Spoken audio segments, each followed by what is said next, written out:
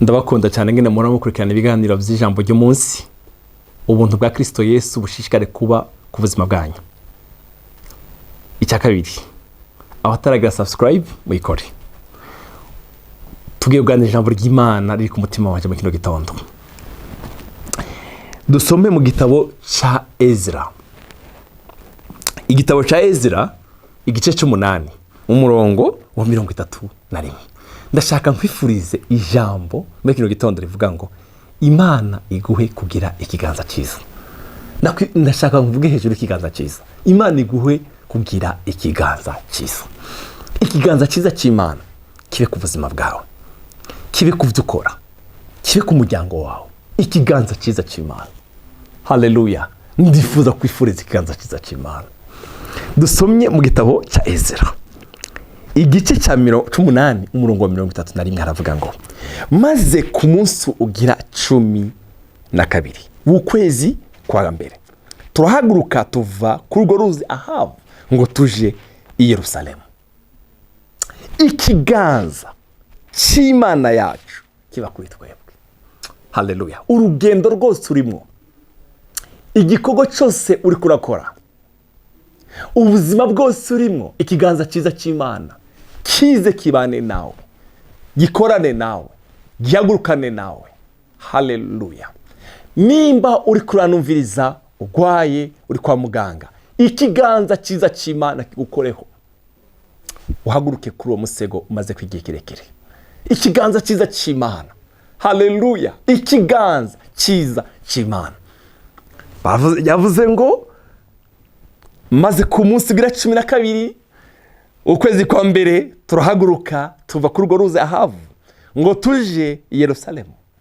Ikiganza cy'Imana yacu kiba kuri twebwe. Amen.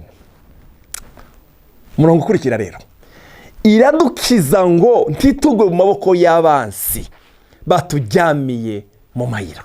Ikiganza cyiza cy'Imana kigukiza imitego y'umwansi wawe.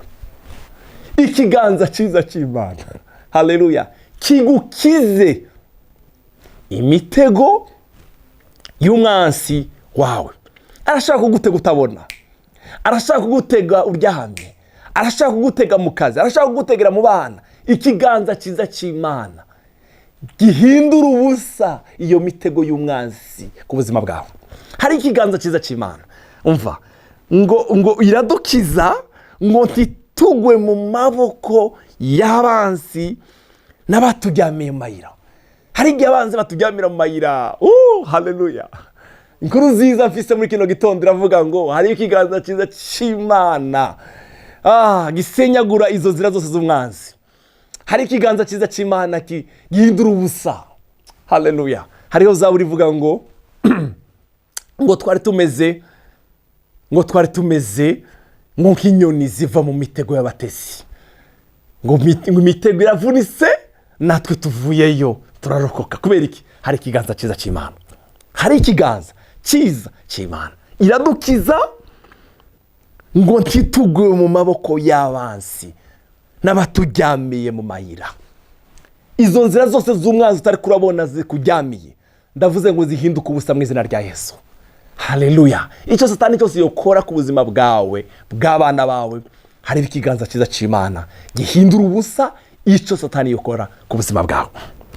Igice cy'indwi mu gitabo cya Ezra umurongo wa 6 haravuga ngo uwo Ezra araduga ava i Babuloni, kandi yari umunyabwenge w'ibyanditswe, kandi yari umuhanga mu byagezwe bya Mose byatugezwa n'Uhoraho Imana y'Abisiraheli. Umwami amuha ibyo amusabye byose. Haleluya.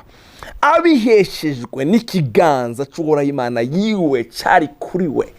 Umwami amuha ibyo amusabye byose. Reka ndagusengere. Umwami aguhe icyo umaze iminsi usaba. Haleluya. Umwami aguhe icyo umaze igihe usaba. Haleluya. Ngo abiheshejwe n'iki? Ngo ni ikiganza cy'Imana cyari kuri we. Ikiganza cy'Imana kibe ku buzima bwawe. Ukorere munsi ikiganza cyiza cy'Imana.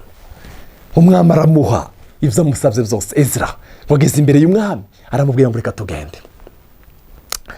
Ngo bari kumwe na Ezra, reka ndababwira akantu kamwe kashimishije.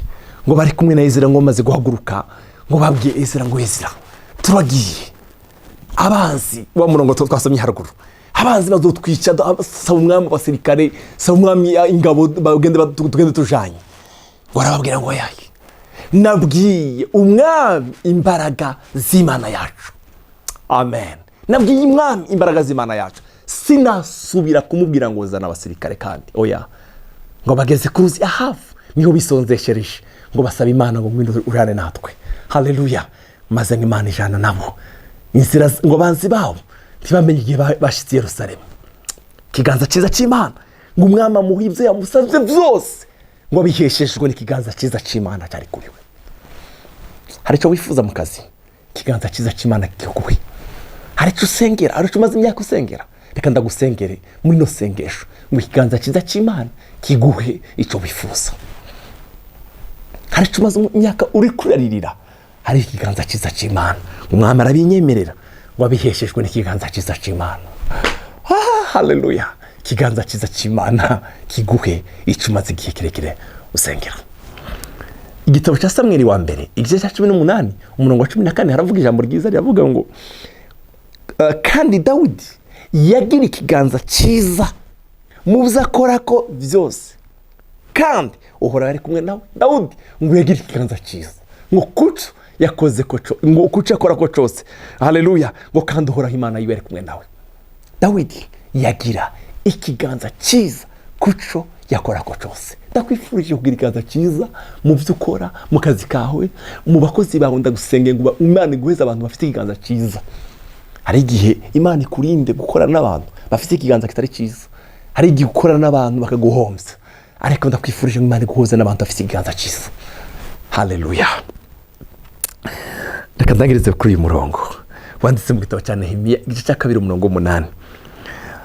Haleluya. Nehemiya nuko umwami arabinyemerera. Nehemiya nuko umwami arabinyemerera abitewe n'ikiganza cyiza cy'Imana cy'Imana cyari kuri jewe. Nehemiya agisaba umwami ngo amwandikira makete yo kujana iwabo kubaka Yerusalemu.